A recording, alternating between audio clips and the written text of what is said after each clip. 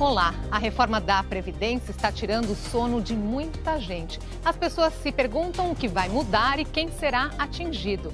Hoje nós vamos apresentar um panorama sobre os possíveis cenários da sua aposentadoria. Estes papéis resumem a vida de um trabalhador. São extratos previdenciários. Eles mostram mês a mês as contribuições ao INSS. São 408 meses pagando, 34 anos. Um a menos que o tempo mínimo de contribuição exigido para os homens se aposentarem atualmente. Aos 52 anos de idade, o dono destes papéis poderia estar comemorando a proximidade da aposentadoria. Mas nesta idade, ele é considerado ainda muito jovem. Por isso, mudanças estão vindo aí.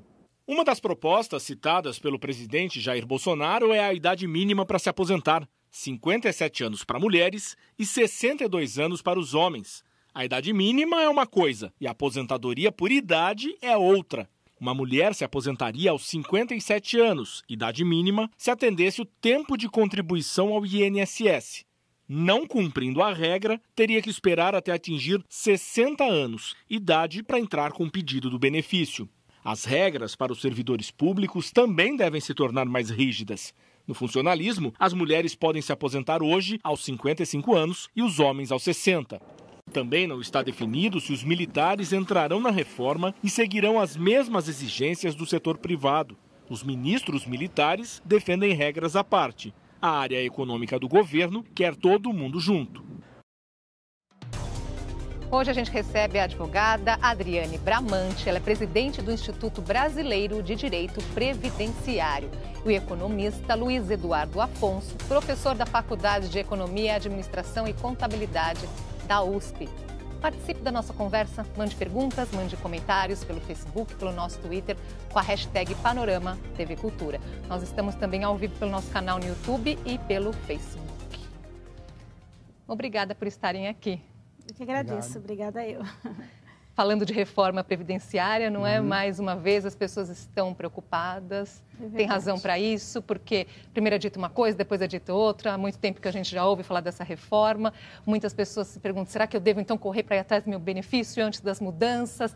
Há motivo para isso? Na verdade, não há motivo para sair correndo, porque quem tem direito à aposentadoria já implementou todos os requisitos, tem direito adquirido e qualquer mudança não prejudicará este direito. Mas aquele que na reportagem ele colocou que tem 34 anos de tempo de contribuição e 52 anos de idade, se nós tivermos uma reforma, idade mínima, que nós não sabemos qual será, mas se, por exemplo, colocar uma idade mínima de 60 anos, ele, apesar de faltar um ano para se aposentar, terá que esperar completar a idade mínima para que ele consiga pedir o benefício. Ou seja, quem não tem o direito adquirido, quem falta ainda requisito para completar esse direito, pode ser prejudicado. Quem tem o direito adquirido é quem já está... completou todos os requisitos. Então, nós temos hoje duas espécies de aposentadorias distintas. A aposentadoria por tempo de contribuição, 30 anos para a mulher e 35 anos para o homem, não há idade mínima. Ou aposentadoria por idade urbana, 60 anos de idade para a mulher ou 65 anos de idade para o homem, com 15 anos de contribuição. São duas aposentadorias que, na verdade, a ideia de uma proposta, que a gente não sabe ainda qual é, mas a ideia, pelo menos, da proposta do ex-presidente Michel Temer, era de unir essas duas aposentadorias e ter uma única aposentadoria. Professor, nós temos aí, né, justamente a proposta do ex-presidente Temer. Agora, dentro da equipe é dito uma coisa, às vezes não, depois tem uma outra notícia. Isso também ajuda nessa insegurança, não é, professor? Eu acho que, obviamente, isso causa muita preocupação entre as pessoas. Que Previdência Social é um tema que mexe com todos os segurados, todos os trabalhadores que um dia vão chegar ao período de inatividade. Então, é muito natural que as pessoas estejam preocupadas. Eu acho que essa preocupação tem sido exacerbada pelas declarações da própria equipe do governo. Mesmo antes do governo assumir, nós temos visto visões diferentes e muitas declarações que, por vezes, são contraditórias, com relação à idade mínima, com relação ao valor do benefício, com relação ao período de transição, com relação à adoção de um regime de capitalização. E todos os dias, desde que o governo assumiu, tem aparecido notícias nos jornais de pessoas do governo, da área econômica, de pessoas que não são da área econômica. Então, é óbvio que isso traz preocupação ao trabalhador. Então, me parece que seria mais adequado, nesse momento do tempo, enquanto não se tem uma proposta definida, feita por escrito, enquanto o Congresso novo não toma posse, esse assunto não vai ter discussão no Legislativo, que o governo tomasse um pouco mais de cuidado em relação às informações que vêm sendo passadas. Porque muitas dessas informações, como eu mencionei, elas são contraditórias. Isso causa preocupação, isso sinaliza mal para a opinião pública e para todas as pessoas em relação ao que vai ser feito. Uhum. Agora, o que as pessoas se perguntam, seria atingido? Quem que mais vai ser atingido? O que já é possível afirmar nesse momento? Nada. Nada. Não é possível afirmar nada, porque nós não temos, como o professor disse, nós não temos nenhuma proposta apresentada efetivamente. O que nós temos de certeza é o seguinte: se a proposta que está tramitando no Congresso, que é a PEC 287/2016, que foi apresentada pelo ex-presidente Temer, fosse aprovada, ela já está madura para ser levada ao Congresso e ser aprovada.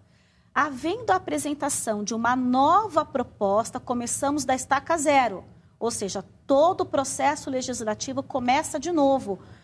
O que muitas pessoas, o que causa muita insegurança é a falta de informação, porque, na verdade, as pessoas acham que no momento em que houver a apresentação da proposta da reforma, ela já começa a valer. Sim. E, na verdade, não. Havendo a apresentação de uma nova proposta, ela começa lá no Congresso, nas comissões de Constituição e Justiça. Então, tem todo um processo legislativo.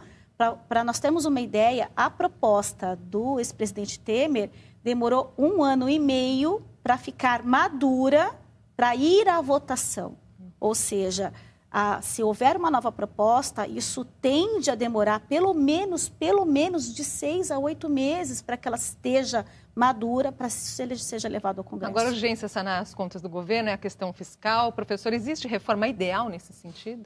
É difícil pensar numa reforma ideal, mas talvez o sistema previdenciário mais adequado seja aquele que respeite as características econômicas, demográficas do país, principalmente levando em conta o envelhecimento, que ele seja um sistema sustentável ao longo do tempo, que ele garanta níveis mínimos de reposição da renda das pessoas, mas que esses níveis mínimos sejam compatíveis com o equilíbrio financeiro, com o equilíbrio atuarial. Então, é necessário que o sistema, ao mesmo tempo, seja capaz de prover proteção social, que ele seja o mais igualitário possível, que haja menos diferenças de regras entre quaisquer categorias e que o sistema previdenciário no seu todo, pensando em reposição de renda na velhice, ao mesmo tempo que ele garanta a proteção social, ele também não gere distorções no mercado de trabalho, ou seja, com alíquotas de contribuição muito elevadas, com tributação muito grande sobre mão de obra, e que também, um ponto que é muito importante no Brasil, que ele seja capaz de gerar poupança interna, que é um ponto-chave na explicação do baixo crescimento no Brasil e na questão das finanças públicas. Ou seja, de maneira geral, é um desafio gigantesco, não é uma tarefa fácil. Pegando, até fazendo um certo trocadilho com uma piada de economistas, se fosse fácil, já teria sido feito. Pois muito já difícil. estamos falando há quanto tempo, não é, professor? A gente fala há muito tempo, desde, no mínimo, o governo Fernando Henrique, que isso é discutido, que está na pauta do governo, e é uma tarefa que envolve muitos grupos de interesse, envolve muitos detalhes, envolve o que a gente chama de um contrato social entre as diferentes gerações, os aposentados, quem está no mercado de trabalho, ou seja, uma tarefa muito, muito difícil. E por falar, envolve grupos de interesse, o senhor colocou, é preciso que seja justa, que envolva aí todos esses grupos, as pessoas estão se manifestando aqui nesse sentido, né? O Paulo Fernandes, ele fala exatamente isso, vai estar aí a questão dos políticos, vai modificar também o judiciário, o Márcio Ivan também faz a mesma pergunta nesse sentido aí, se vai envolver todos os políticos, dá para colocar nessa categoria os militares, que está tendo muita polêmica também nesse sentido, não é? Se nós precisamos de reforma, como o professor disse, se nós precisamos de reforma do todo, não adianta nós colocarmos só um grupo nessa reforma. Nós devemos colocar todos e o sacrifício deve ser de toda a população e de todas as classes e de todas as entidades. E não só simplesmente do regime geral ou do regime próprio, excluindo os militares, excluindo outras categorias de trabalhadores ou de servidores públicos. É preciso colocar todo mundo nesse rol. E é importante lembrar que nós tivemos várias reformas já. Nós tivemos reforma em 98, reforma em 2001, reforma em 2003, reforma constitucional, emendas constitucionais. E estamos na iminência de uma nova reforma. É por isso que é necessário que haja uma equipe multidisciplinar nessa avaliação da proposta de reforma, e não somente de economistas, mas uma equipe que atenda, como o professor Eduardo colocou, os direitos sociais, ao mesmo tempo que trabalhe com a questão do equilíbrio financeiro e atuarial. Nós precisamos ter esse conjunto de pessoas especializadas neste assunto para tratar de um tema tão caro para o Brasil. Lembrando que o Brasil tem 30 milhões de pessoas protegidas pela Previdência Social. Protegidas. Aí vale a pena lembrar que essa proteção também não é só a aposentadoria, não é? Não, são todos os tipos de benefícios. Nós temos a aposentadoria por idade. A Previdência é o maior seguro social que nós temos. Existe a Previdência privada, mas ela não protege tanto quanto a Previdência Social. Benefício de aposentadoria por idade, aposentadoria por invalidez, salário maternidade. E é que as pessoas não se dão conta às vezes, não é, professor? Isso, a Previdência Social, como a Adriane comentou, ela é um seguro social. Ela é muito importante para prover benefícios programáveis, como a gente chama de aposentadoria, mas também os benefícios de risco, particularmente para as pessoas de baixa renda, que não têm acesso a outros mecanismos de seguro. Então, um ponto importante da reforma é preservar esses mecanismos de proteção das pessoas de baixa renda, mas dentro de um contexto em que isso seja sustentável e que seja adequado às finanças públicas do país. Eu vou dar um exemplo para a gente pensar um pouco nas injustiças e nas diferenças de regimes. Uma aposentadoria média por tempo de contribuição hoje é da faixa de R$ 1.900, um pouquinho menos de R$ 2.000.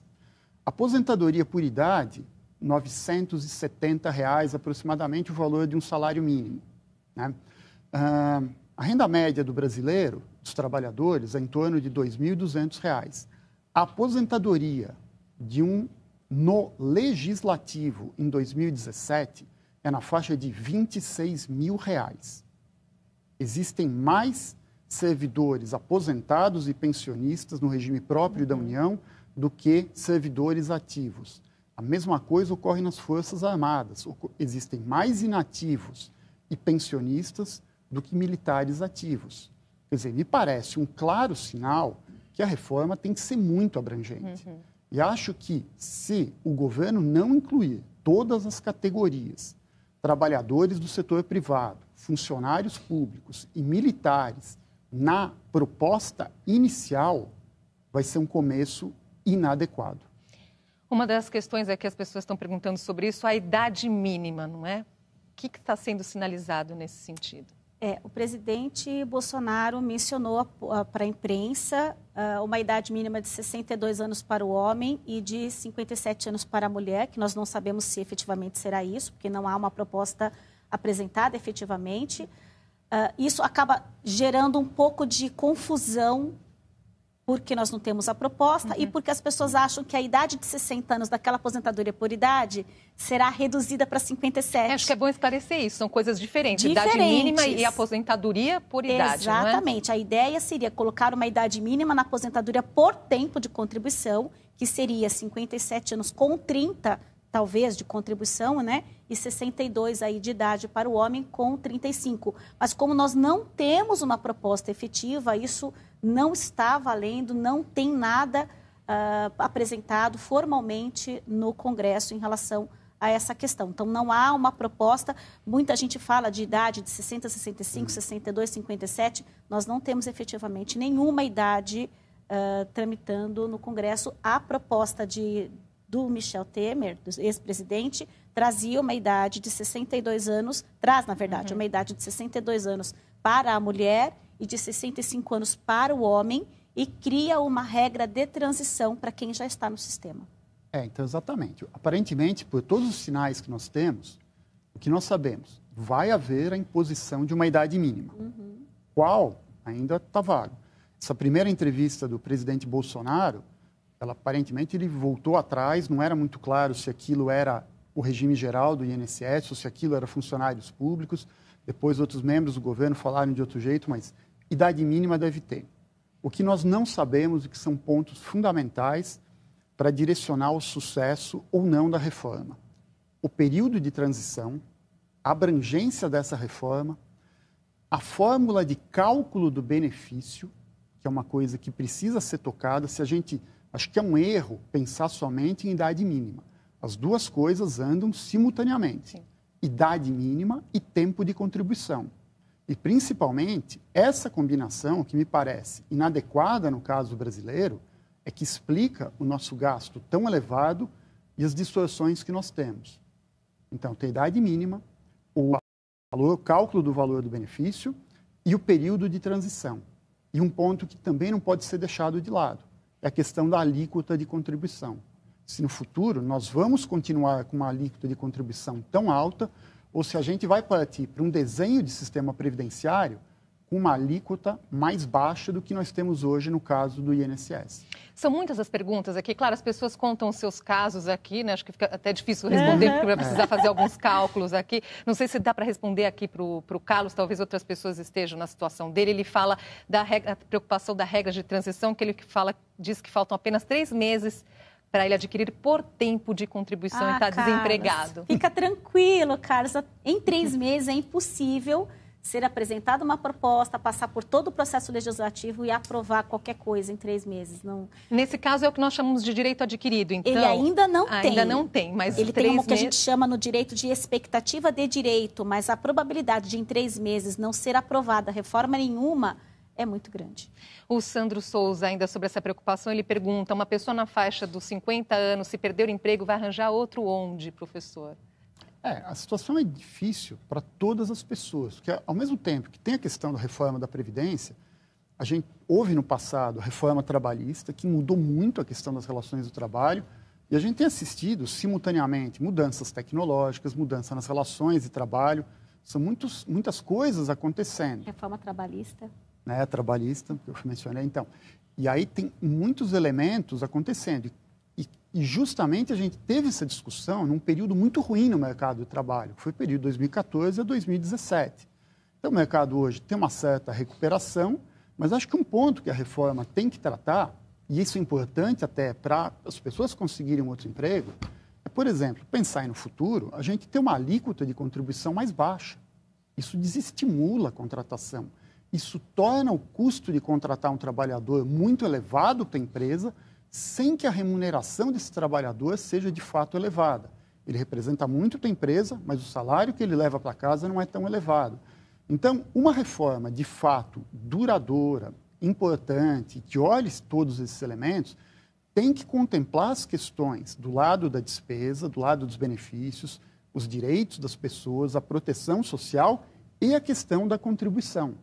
Então, como eu tinha mencionado antes, o governo tem um gigantesco desafio pela frente. É o primeiro teste, me parece, que o governo Bolsonaro vai ter no campo das finanças públicas. Até agora a gente tem uma promessa de ação. Então a gente precisa entender direito, quando a proposta for colocada em cima da mesa, de que maneira o governo entende esse problema. E aí, para a população e mesmo para nós, vai ficar mais claro como isso vai ser feito. Tá certo. Vamos fazer uma pausinha aqui, a gente volta já.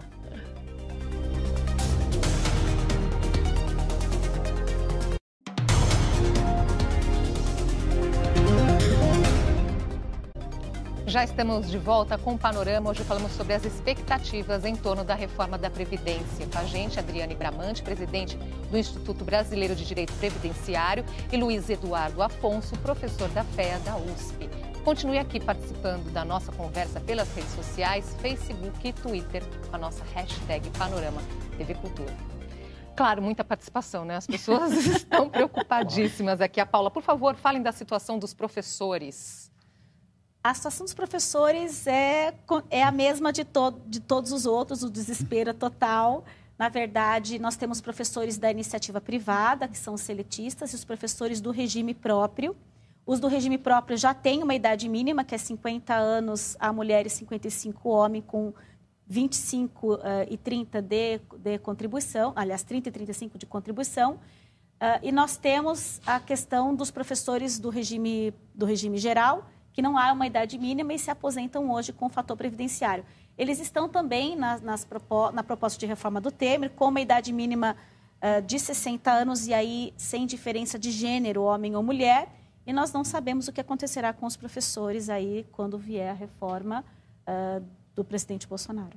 Silva Luiz fala, quem está quebrando a Previdência são salários milionários aí de alguns servidores e não assalariados pequenos que dão duro durante toda a vida, professor. Tem alguns pontos que são importantes a gente comentar. Assim, o Brasil tem uma combinação, principalmente no setor público, que acho que não existe em nenhum outro país do mundo, que é a aposentadoria com idade relativamente baixa, e aí eu preciso usar um termo que a gente chama de uma taxa de reposição relativamente alta, que é a relação da aposentadoria com quanto a pessoa ganhava antes.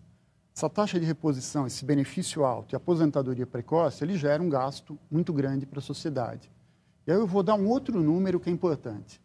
Se a gente olha os regimes próprios, ou seja, funcionalismo público, de União, estados e municípios, e a gente calcula o passivo atuarial desses regimes, ou seja, tudo que esses regimes vão pagar de benefício e tudo que eles vão receber de contribuições nos próximos anos, num período de tempo muito grande. Esse passivo atuarial, ou seja, a diferença de benefício e contribuição, é da ordem de 7,4 trilhões de reais. Trilhões. O PIB do país é 6,6 trilhões de reais. Então, a gente tem um passivo, tem uma conta descoberto, só nos regimes próprios, da ordem de 1,2 PIBs. Então, isso é uma medida importante do desequilíbrio que a gente tem e da importância que essa reforma seja voltada para todos os grupos. RGPS, ou seja, setor privado e, principalmente, setor público, funcionalismo público e militares. O sistema tem que ser o mais igual possível para todos os trabalhadores. Agora, nós temos, por outro lado, algumas desigualdades na questão de idade. Por exemplo, expectativa de vida, mesmo dentro de São Paulo nós temos de bairro para bairro, expectativa de vida completamente diferente, quem dirá país afora, não é? Nós temos nosso Brasil é continental e temos diferentes expectativas de sobrevida de norte a sul, leste a oeste do país, como você mesmo colocou, dentro até do próprio estado. E colocar uma idade mínima num país com essa diferença social e essa diferença de expectativa de sobrevida é um desafio. Por isso que talvez hoje nós temos, por exemplo, na aposentadoria por tempo de contribuição, um cálculo em que você aplica o fator previdenciário, que é um redutor, quando você se aposenta cedo, ou você aplica uma fórmula, que é a fórmula que hoje comumente chamada de 8595, somando a idade com o tempo de contribuição, e que hoje está no 8696, 86 para a mulher e 96 para o homem. Essa fórmula, ela traz indiretamente uma idade mínima, só que ela privilegia aquele que começou mais cedo em relação àquele que começou mais tarde. Eu posso ter os pontos sem precisar ter uma idade mínima, por exemplo.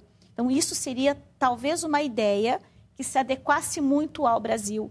O que a gente não pode é colocar uma idade mínima, tomando como base países desenvolvidos, geograficamente menores, com realidades sociais diferente. Totalmente diferentes da nossa. Nós estamos quase chegando ao final, mas tem um outro termo aí que as pessoas estão ouvindo falar muito, professor, doutora Adriana, que é a capitalização, não é? O que vale a pena explicar para as pessoas?